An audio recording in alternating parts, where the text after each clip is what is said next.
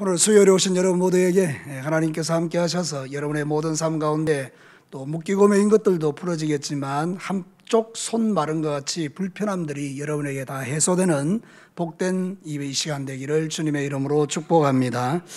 자, 우리가 신앙생활 할 때 과거에는 그저 예수 그리스도를 믿고 구원받는 것이 우리의 전부인 줄 알았습니다. 그리고 그 시기가 지나간 이후에는 이제 우리가 구원받는 게 전부가 아니구나, 그리고 나서 하나님에게 복을 받는 것, 축복받는 것이 중요하구나 하던 그런 시대들도 있었습니다. 근데 그것이 더 중요한 것이 아니라는 사실을 깨달으면서 하나님의 말씀을 배우고 싶은 열망들이 일어나서 제자훈련과 여러 가지 훈련들이 이제 시작되게 되었죠. 근데 여러분 가만히 생각해보니까 더보다 더 귀한 것이 있다는 것을 이제 최근에 알게 된 것입니다.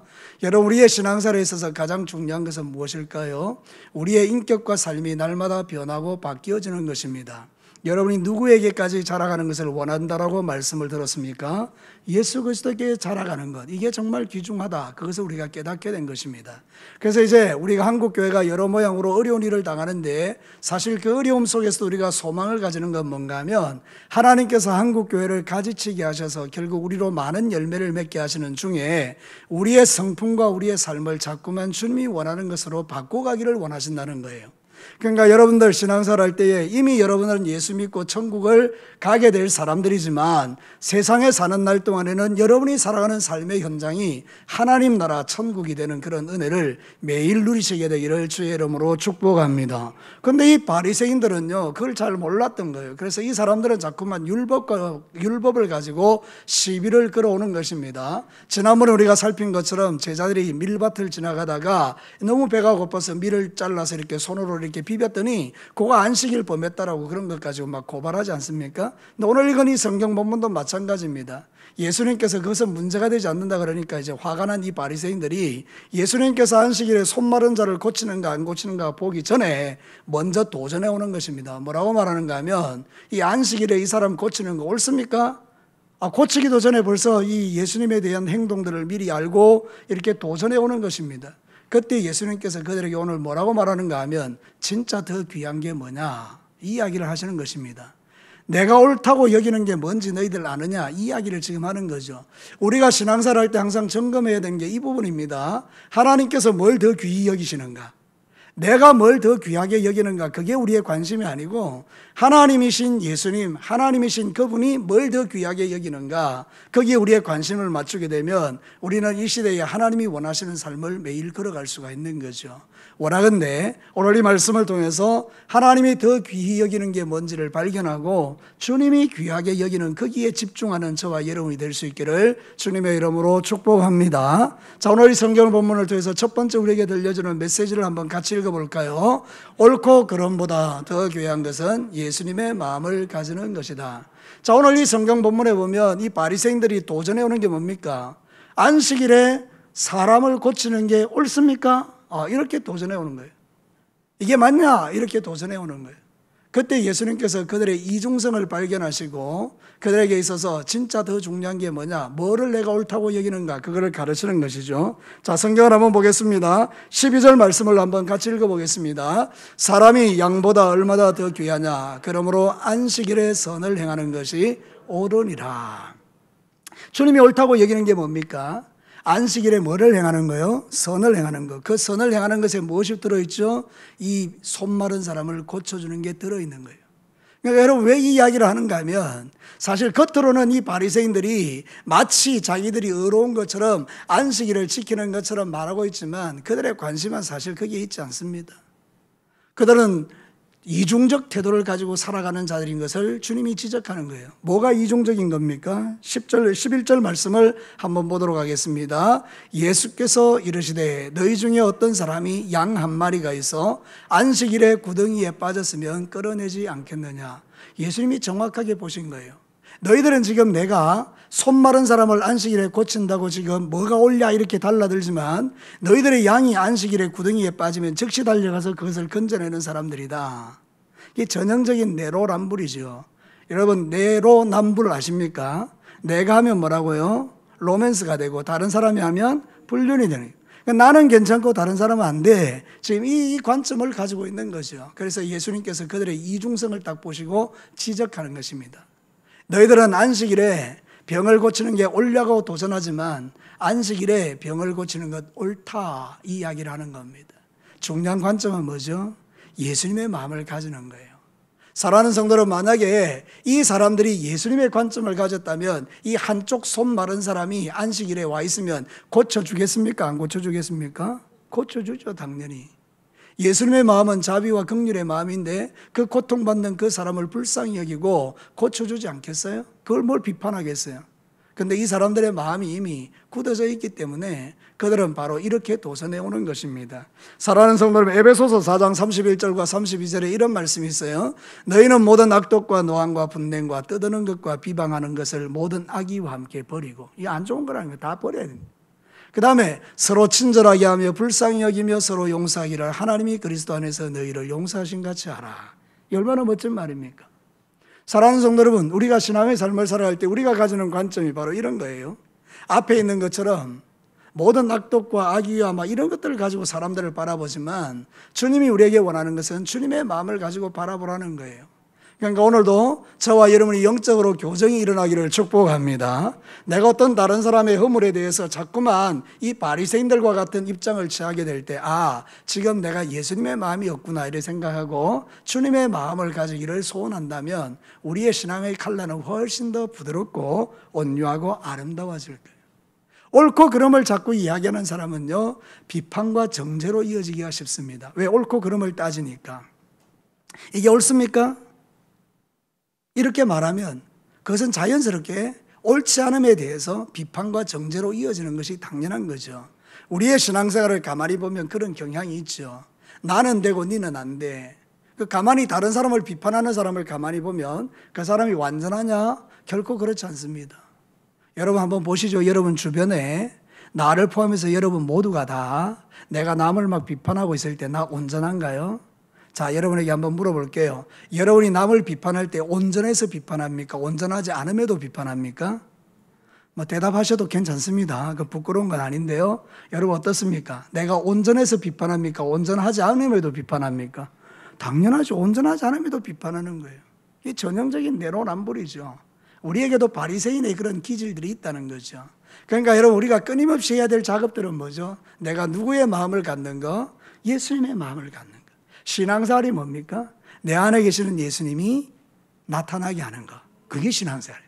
옛날에 우리 신앙생활은 뭔가 하면 그냥 예수 믿고 천국 가는 거, 예수 믿고 복 받는 거, 이게 우리의 신앙생활이었어요. 그래서 복 받기 위해서 기도하고 복 받기 위해서 주일 성수하고 복 받기 위해서 뭔가 행위를 했지 않습니까? 근데 하나님이 우리에게 원하시는 것이 그것을 뛰어넘더라는 거예요. 물론 그 시대에는 그것이 필요했던 시절이 있었어요. 그런데 주님의 성경 말씀을 보니까 그거를 뛰어넘는 가치가 있더라는 거예요. 더 귀한 거. 옳고 그름을 가지고 시비를 거는 것보다 더 귀한 거. 우리 안에 뭐가 있는 거? 예수님의 마음을 가지는 거. 이제부터 저와 여러분이 더 주님의 마음으로 충만해지기를 주의 이름으로 축복합니다. 예수님의 마음을 가지면 너무 행복하지 않겠습니까? 저와 여러분이 예수님의 마음을 가지고 서로를 바라보면 너무 거기가 아름답지 않겠습니까? 여러분 부부간에 아내와 남편이 서로 예수님의 마음을 가지고 이렇게 바라보면 얼마나 복되겠어요. 그죠? 근데 우리는 항상 다른 사람을 볼 때 뭐로 본다고요? 옳고 그름으로. 근데 그 관점은 다 달라요. 사람마다 다 달라요. 옳고 그름이. 성경을 이야기하고 있지만 실제로는 옳고 그름의 판단 기준이 다 달라요. 그러니까 여러분 우리는 서로를 향해서 비판하고 정죄하기가 쉬운 존재이지만 그러나 우리는 우리 하나님 앞에서 우리가 인격적으로 계속 성숙해지는 그런 삶을 위해서 내 안에 예수님의 마음을 가지는 것이 대단히 중요합니다. 오늘 이 말씀이 저와 여러분의 마음에 도전이 되어서 우리는 옳고 그름을 바라보는 것보다 주님의 마음을 가지고 좀 더 많은 사람의 연약함을 품을 줄 아는 그런 귀한 마음이 먼저 저에게 그리고 여러분들에게 있게 되기를 축복합니다. 예수님의 마음이 있는 곳에 치유와 회복이 나타나죠. 여러분 13절 한번 볼래요? 이런 역사가 우리에게도 일어났으면 좋겠어요. 다 같이 한번 읽어볼까요? 이에 그 사람에게 이르시되 손을 내밀라 하시니 그가 내밀매 다른 손과 같이 회복되어 성하더라. 할렐루야. 주님의 마음은 이 사람을 고쳐주고 회복시켜서 성하게 만드는 거죠. 우리가 예수 그리스도를 믿는 이유는 뭡니까? 나를 통해서 이런 역사가 일어나는 것입니다. 세상에서 고통받고 괴로워하는 수많은 사람들이 내게 있는 예수님 때문에 고침받고 회복되는 것. 그러니까 여러분들은 사실은 고쳐주는 자들이에요. 답을 가르쳐 드렸죠. 여러분들은 뭐 하는 사람들이라고요? 고쳐주는 사람들이에요. 우리도 고침받았잖아요. 그러니까 우리가 이 놀라운 은혜의 수혜자라면 우리 역시 주님처럼 다른 사람을 고쳐주는 자가 되는 것이 마땅한 것이죠. 여러분, 우리가 능력이 있어서 병을 고치는 것도 고치는 거지만 여러분의 말 한마디도요, 사람의 마음을 고쳐줍니다. 그게 뭐야? 그렇게 살면 되겠어? 이런 것으로는 사람이 고쳐지지 않지만 정말로 힘드시죠? 얼마나 어려우세요? 근데 하나님께서 당신과 함께 하십니다. 주님이 나를 고쳐주신 것처럼 당신도 고쳐주실 것입니다. 염려하지 마세요. 두려워하지 마세요. 이게 사람들의 마음을 부드럽게 하고 우리를 새롭게 하는 것이죠. 여러분의 인생 가운데에 여러분이 가지고 있는 그 놀라운 주님의 마음이 여러분 옆에 있는 수많은 병들고 상처난 사람을 고쳐주는 아름다운 역사로 나타나기를 주의 이름으로 축복합니다. 우리는 비판적 그리스도인이 아니라 우리는 예수 그리스도의 마음을 가진 그리스도인으로 살아가는 것이죠. 자, 두 번째 메시지를 한번 들어볼까요? 같이 읽겠습니다. 돈보다 더 귀한 것은 한 영혼을 치유하고 회복시켜 온전하게 하는 것이다. 당연하죠. 오늘 예수님이 지적하고 있는 것이 이것이죠. 너희들은 겉으로는 안식일에 병을 고치는 것이 옳으냐고 도전하지만 너희들의 관심은 양에게 있다. 이렇게 말하는 거예요. 그러니까 양이 구덩이에 빠지니까 적시로 달려가서 양을 건져내죠. 그러니까 여러분, 무엇에 가치를 두고 살아가는가, 거기에 우리의 인생이 달라지는 거죠. 이 바리새인들과 그 당시 유대의 사람들은 겉으로는 뭐 종교적이고 겉으로는 대단한 것처럼 보이지만 실제로는 양에게 관심이. 이 양이 의미하는 건 뭐죠? 그들의 먹고 사는 거예요. 그들의 물질, 그들의 소유, 그들이 세상을 안락하게 살고 싶어하는 그 모든 것들을 다 포함해서 거기에 관심이 있지 사실은 영혼에 관심이 없는 거죠. 앞서 말씀드린 그대로 이 바리새인들이 진짜 예수님의 마음을 알고 하나님의 마음을 알았다면 진즉에 이 한쪽 손 마른 사람에 대해서 관심을 가지고 도와줄 방법들을 찾아냈겠죠. 근데 그들의 관심은 사실은 영혼에 있지 않았죠. 그들은 그저 양, 소유, 더 많은 것을 가지는 거. 그러면 우리의 삶에 한번 적용해 보면 우리가 신앙사를 좀 한다고 하지만 저도 그렇고 여러분도 그렇고 나의 진짜 관심이 뭐냐를 딱 솔직하게 하나님 옆에 딱 깨놓으면 나도 장담할 수는 없어요. 저와 여러분도 장담하기 어렵다는 거예요. 뭔가 하면 우리는 예수님이 없어도 불안하지 않습니다. 이해가 됩니까? 예수님 없어도 불안하지 않다니까요. 예수님 없어도 그냥 뭐 여러분이 살아가요.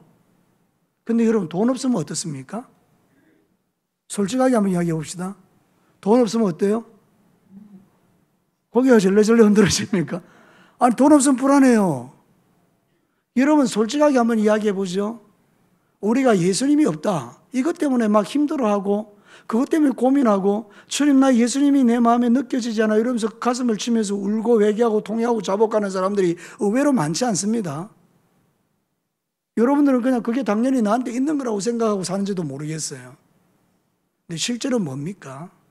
진짜 예수 그리스도가 내 안에 계시는 것을 인식하고 체험하고 그분이 나와 함께하는 것을 느끼고 그분과 동행하는 그 삶이 진짜 중요한 거 아닙니까? 그죠? 그런데 그렇다면 우리의 삶 속에서 물질이 좀 없거나 내 뜻대로 안 되거나 자식들이 말썽을 피우거나 아니면 남편에게 문제가 생기거나 우리의 집에 뭔가 큰일이 생겨도 우리는 어떤 마음을 갖는가 하면 주님, 실질적으로 좀 힘들고 어렵기는 하지만 근데 주님이 내 곁에 계시니까요 내가 이 문제를 뛰어넘을 수 있어요. 이런 신앙 고백이 저에게도 여러분에게도 가능한 줄로 믿습니다. 이런 사람들이 주변에 있는 수많은 사람들에게 예수를 자신 있게 전할 수가 있는 거예요. 내가 구원받은 하나님의 자녀로서 그런 놀라운 은혜를 누리니까 보십시오. 지금 당신의 삶이 그렇게 힘들고 어려워도 나 역시 마찬가지입니다. 그런데 나에게는 예수님이 계세요. 이렇게 해서 예수님을 전할 수 있는 사람이 될 수 있는데 사실 내 관심이 양에게 있으니까 우리가 주님을 전할 수 없는 그런 연약함이 저에게도 여러분에게도 있다는 거잖아요. 그러니까 우리는 지금 이 말씀을 통해서 우리의 관심이 양이냐 한쪽 손 마른 사람이냐 한번 판단해 볼 필요는 있어요. 말씀을 보면서 그 시대로 돌아가서 예수님이 지금 여기 계시고 바리새인이 여기 있고 손 마른 사람이 여기 있고 양이 저기 빠져 있어요, 구덩이에. 그럼 우리의 관심은 어디에 있을까요? 사랑하는 성도 여러분, 저와 여러분도 양이 빠졌다는 이야기를 들으면 손살같이 달려가서 양을 구해내는 일에 1순위를 둘 가능성이 저에게도 여러분에게도 분명히 있겠죠. 오늘도 우리가 이 말씀을 통해서 꼭 기억해야 될 것은 무엇인가 하면 주님이 뭘 더 귀하게 여기는가. 예수님은 양보다도 그 손 마른 한 사람이 더 귀한 거예요. 그래서 그 사람을 찾아가서 그 사람을 고쳐주고 그 사람을 새롭게 해주시는 겁니다. 오늘 저와 여러분들이 믿음의 길을 걸어갈 때에 이것이 우리의 삶 속에 분명한 가치로 자리를 잡으면 우리의 신앙생활이 좀 더 풍성해짐을 누리게 됩니다. 여러분이 주님과 더 깊은 동행을 하게 되고 그 주님이 너무 좋아서 전도하라는 말이 의무가 아니라 내 삶의 실제가 되는 것을 경험하게 되겠죠. 여러분 지금 우리 기도하고 있는 제목 중에 하나가 우리 진교교회에 30대, 40대들이 더 많아졌으면 좋겠다는 기도 제목으로 기도하고 있어요. 근데 어젠가요? 어제 제가 어린이집에서 일이 있어서 어린이집에 잠깐 갔다가 한 남자를 만났어요. 이제 한 30대 후반 정도 되는 남자라고 봐요. 그 친구가 저를 아는 체를 하더라고요. 안녕하세요. 나 모르겠어요. 난 전혀 모르겠어요. 그래서 혹시 어린이집에 학부모님이세요? 그러니까 아니라고. 혹시 예전에 진교교회에서 강도사님 아니셨어요? 이러더라고요. 그래서 제가 깜짝 놀라서 그렇죠. 제가 옛날에 강도사로 여기 있었죠. 그랬더니 제가 옥상입니다. 이러더라고요. 김옥상. 이름이 옥상이에요. 김옥상. 자기가 주일학교 때 나한테 지도를 받았다는 거예요. 그리고 이제 울산에서 살다가 이제 진교 고향으로 돌아와서 이제 가게를 하나 오픈했다는 거예요. BHC라고요. 치킨집입니다. 그래서 제가 생각할 때 어떤 생각이 드는가 하면 이 친구가 여기까지 온 거 우연이 아니겠구나. 나와 만남이 우연이 아니겠구나. 그래서 이 친구를 위해서 기도하기로 결정했고요. 그래서 우리 그 친구를 주변으로 그 당시 주일학교 때 함께 신앙생활 했던 친구들이 이 진교에 제법 많다라는 거예요. 손보현 선생님께서 그런 이야기를 했어요. 그때 목사님과 함께 주일학교를 했던 중고등을 했던 친구들이 고향으로 많이 돌아오고 있다는 거예요. 그래서 하나님께서 우리의 기도에 대해서 쉽게 생각하지 않으시고 그런 일들을 이루어 가신다고 믿으면 오늘 저와 여러분이 함께 기도하면서 우리 진교교회가 지향해야 될 다음 세대를 위한 기도 제목을 여러분이 함께 기도해 줬으면 좋겠습니다. 그래서 우선은 여러분들이 머릿속에 한 사람의 이름을 좀 기억하고 기도할 때마다 우리 기도 용사 여러분들 한번 기도해 주십시오. 옥상이라는 친구예요. 이 친구가 영적으로 회복되어서 그를 통해서 주변에 있는 친구들이 다 주의 전에 와서 함께 믿음의 길을 걸음으로 우리 진교회의 30대들이 가득한 교회들이 되어질 수 있도록 여러분 우리의 마음에 그런 마음을 갖는다면 하나님이 우리의 기도를 기뻐하시고 들어주실 줄로 믿습니다. 여러분 지금 제가 선포하고 있는 하나님의 말씀의 핵심은 이것입니다. 우리가 생각하는 그런 물질적인 측면보다 더 귀한 것은 하나님의 일하심인데 그 하나님의 일하심의 핵심은 영혼 구원이라는 거죠. 이제 우리는 2022년도의 하반기에 총동원 전도주의 새생명축제를 12월 달에 하게 될 텐데 여러분의 마음 중심에 그 영혼 구원에 대한 열정들이 다시 깨어날 수 있기를 주의 이름으로 축복합니다. 예수님이 원하는 것은 죄인들의 치유와 회복입니다. 마태복음 8장 16절과 17절 저물매 사람들이 귀신 들린 자를 많이 데리고 예수께 오거늘 예수께서 말씀으로 귀신들을 쫓아내시고 병든 자를 다 고치시니 다 같이 읽어보겠습니다. 이는 선지자 이사야를 통하여 하신 말씀에 우리의 연약한 것을 친히 담당하시고 병을 짊어지셨도다 함을 이루려 하심이더라. 예수님이 이 땅에 오신 이유는요, 우리를 영육간에 치료하기 위해서 당신이 우리의 연약함을 지고 가시는 겁니다. 우리가 그 예수님을 믿었고 우리가 그 자유함을 얻은 우리가 이제는 우리 또한 그렇게 삶을 살아가기로 결정해야 되는 것 아니겠습니까? 여러분, 사도 바울은요 이런 중심으로 살았더라고요. 고린도전서 9장 21절과 22절에 보니까 율법 없는 자에게는 내가 하나님께 율법 없는 자가 아니요 도리어 그리스도의 율법 아래 있는 자이나 율법 없는 자와 같이 된 것은 율법 없는 자를 얻고자 함이라. 약한 자들에게 내가 약한 자와 같이 된 것은 약한 자들을 얻고자 하며 내가 여러 사람에게 여러 모습이 된 것은 아무쪼록 몇 사람이라도 뭐 하기 위함이라고요? 구원하기 위함. 사도 바울의 머리에 생각 속의 모든 것들은 율법이 없는 자에게 율법 없는 자로 다가가는 것은 그를 구원하기 위함이에요. 약한 자에게 약한 모습으로 다가가는 것은 그를 구원하기 위함이에요. 여러 모양으로 접근해 가는 것은 그를 구원하기 위함이다. 얼마나 놀라운 주님의 마음입니까? 그죠?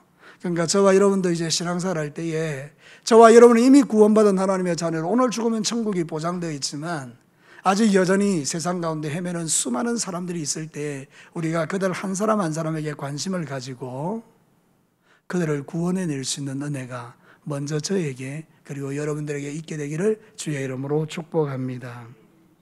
세상의 가치는 양에 있지만 우리 예수님의 가치는 그 손마른 자에게 있었어요. 정확하게 오늘 이 시대에 적용해 보면 우리의 관심은 돈에 있지만 하나님의 관심은 영혼에 있습니다. 그럼 우리의 관심을 터내야 됩니다. 내 관심이 옳은 게 아니기 때문에. 저와 여러분의 관심이 이제 양이 아니라 죽어가는 한 생명이 되는 은혜가 있게 되기를 다시 한번 주님의 이름으로 축복합니다. 자, 마지막 세 번째 한번 볼까요? 같이 한번 읽겠습니다. 다툼보다 더 귀한 것은 품어주는 사랑이다. 오늘 이 성경 본문의 뒷부분에 부록과 같이 딱 갖다 붙인 게 있죠. 그게 바로 이사야 42장의 예언의 말씀입니다. 예수님이 어떤 분인지를 우리에게 소개하고 있는 거예요. 지금 예수님이 가는 곳마다 다툼이 일어나고 분쟁이 일어납니다. 왜냐하면 원수 마귀가 바리새인들을 통해서 집중적으로 공격해 오기 때문에 예수님은 가는 데마다 시비 걸리고 가는 곳마다 싸움이 일어나고 다툼이 일어나요. 그런데 놀라운 것은 예수님께서 거기에 어떻게 반응하시는가 하는 거예요. 여러분, 성경 19절과 20절을 같이 한번 읽어보겠습니다. 그는 다투지도 아니하며 들레지도 아니하리니 아무도 길에서 그 소리를 듣지 못하리라. 상한 갈대를 꺾지 아니하며 꺼져가는 심지를 끄지 아니하시기를 심판하여 이길 때까지 하리니. 여러분, 악한 자의 특징, 원수 마귀의 특징은 싸움입니다. 다툼입니다. 전쟁입니다. 마귀가 하고 싶은 것은 이겁니다. 분란입니다. 분쟁입니다. 가정에 들어가면 가정의 분쟁이 일어나고, 교회에 들어오면 교회의 분쟁이 일어나고, 직장에 들어가면 직장의 분쟁이 일어나고, 나 때문에 막 찢겨지고 쫓겨 막 이런 것들이 일어나기를 원하는 게 원수 마귀잖아요. 그죠? 근데 여러분, 우리 예수님은 어떻습니까? 다투지도 않는데요. 들레지도 않는데요. 조용하신 거예요. 그러면서 놀라운 것은 주님이 어떤 분이냐? 상한 갈대를 꺾지 않으시고 꺼져가는 심지를 끄지 않으시고. 자, 그러면 여러분 한번 물어봅시다. 예수님에게 있어서 이 바리새인은 어떤 존재일까요?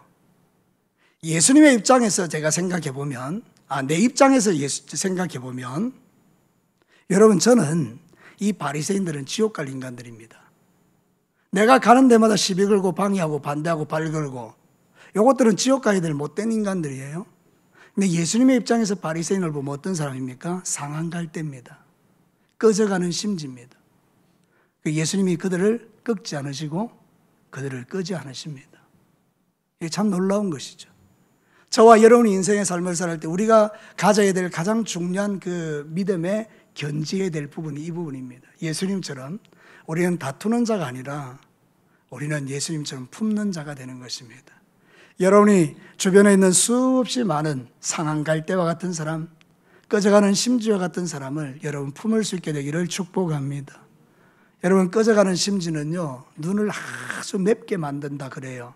그러니까 여러분의 인생 가운데 여러분을 고통스럽게 만드는 사람들이 주변에 참 많은 거예요. 그러니까 우리는 그들이 없었으면 좋겠어요. 제가 목회를 하면서 한때 가졌던 꿈이 뭔지 아십니까?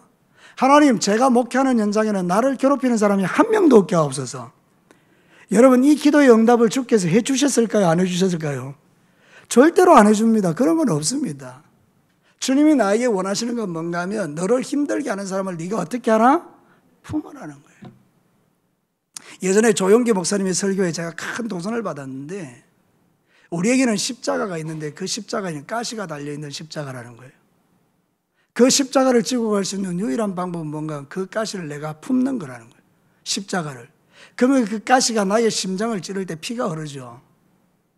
근데 여러분, 그게 하나님이 보시기에 가장 아름다운 인생이라는 거예요. 여러분의 주변에 여러분을 힘들게 하는 십자가, 가시와 같은 것들이 있는데 말이죠. 그거를 던져버리면 내게는 피가 흐르지 않는 거죠. 그러니까 내 신앙은 어떤 면에서 보면 그냥 껍데기일 수 있죠. 그런데 그거를 내가 다 끌어안고 품으면 내 심장에는 피가 흐르지만 그 가시는 부드러워진다는 거예요.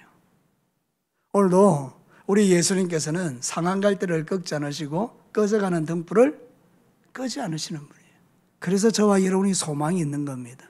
만약에 예수님이 전혀 그렇지 않다 그러면 우리는 상한 갈대 아닙니까? 벌써 꺾여져서 끝장나버렸죠. 우리는 꺼져가는 심지가 아닙니까? 벌써 불이 꺼져버렸죠. 그런데 아직까지도 내가 이래 살아 숨쉬는 이유는 이 하나님의 자비, 예수님의 사랑, 그분의 품어주심 때문에 존재하는 줄로 믿습니다. 왜 그렇게 하실까요? 우리도 그렇게 살라는 것이죠.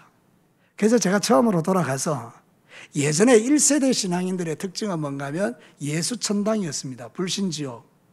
예수 믿으면 천국, 안 믿으면 지옥. 이게 그들의 핵심 메시지였습니다. 2세대들의 메시지는 뭐냐면 잘 살아보세요. 예수 믿으면 잘 됩니다. 이게 그들의 메시지였습니다. 3세대의 메시지는 뭔가 하면 말씀을 똑바로 배우자. 그런데 여러분, 말씀을 배우는 것은 좋았는데 머리가 커진 거예요. 저도 고민하는 게 이거예요. 우리 진교교회에 제자훈련을 받은 분들이 참 많은데요. 여러분, 많은 변화들이 일어나는 것도 사실이에요. 그런데 어떤 경우에 좀 염려스러운 부분은 뭔가 하면 머리만 크고 삶은 움직이지 않는 건 아닌가 하는 그런 고민들이 사실은 있는 거죠. 그래서 4세대가 뭔가 하면 예수의 인격과 성품으로 변화되는 시대가 지금 이 시대라는 거예요.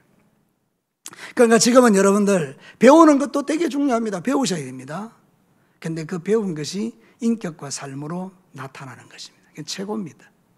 그러니까 여러분들, 여러분의 삶 속에서 바로 이 부분을 여러분이 마음에 깊이 새기시기를 축복합니다.